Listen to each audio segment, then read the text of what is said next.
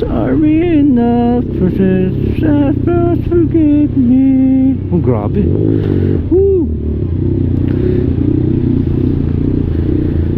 Dati kotse, ngayon naman big bike. Ferrari, ngayon big bike. Grabe, solid. Hey.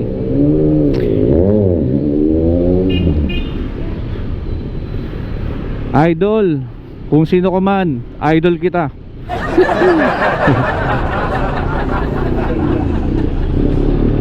Malay mo naman, bukas, o di ba? Sa susunod, magkaroon tayo ng ganyan. For experience lang. Hindi natin masabi.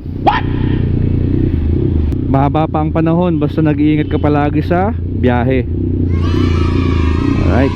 Hindi masamang maharap mga kamoto. Basta alam mo sa sarili mo na may ginagawa kang tama. Sumusunod ka sa tamang proseso. Yan. Ganun lang mga kamoto.